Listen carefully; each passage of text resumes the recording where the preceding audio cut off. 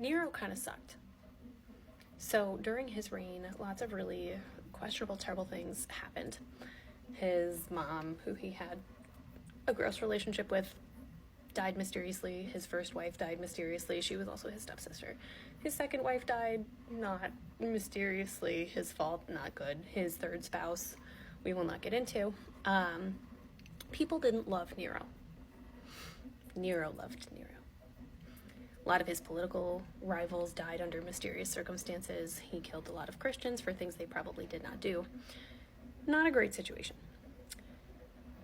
In the year 64, a giant fire destroyed the center of Rome. Like 400 acres of the center of Rome. And Nero's like, we should look at this as an opportunity. Everyone's like, okay. He goes, for a country home for me. Nero, no. Nero, yes. So he has them build it. This giant golden house, this Domus Aurea. And by all accounts, it's amazing. It's phenomenal. It is astonishing. Even to this day, people are studying it, impressed. Horrified, but impressed. So he has them construct a giant artificial lake for him, because what's the point of being an emperor if you can't make them give you a lake? He had them do an almost 100-foot gold statue of himself as a solar deity next to the lake. And he used to ride his horse every morning around the lake and visit his countries of his empire, where he had his enslaved people pretending to be from each of those countries, like the first shitty Epcot.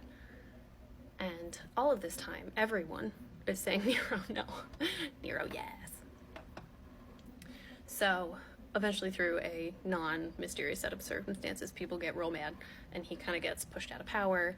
He maybe offs himself, probably, and the whole thing doesn't go well for Rome. Internal scuffle, civil war situation. The Flavians come into power, and Vespasian is like, I'm a regular dude. I was in the military. I love gladiator races. Bread for everyone. We're gonna build an amphitheater.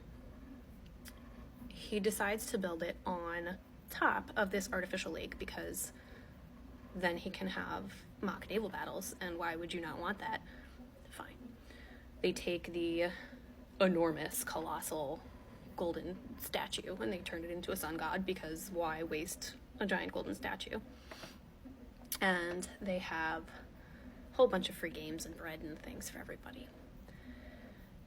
They end up calling it the Flavian Amphitheater. Eventually, colloquially, the Colosseum, because it's next to the giant gold statue. Sometimes people say art history is boring. Which part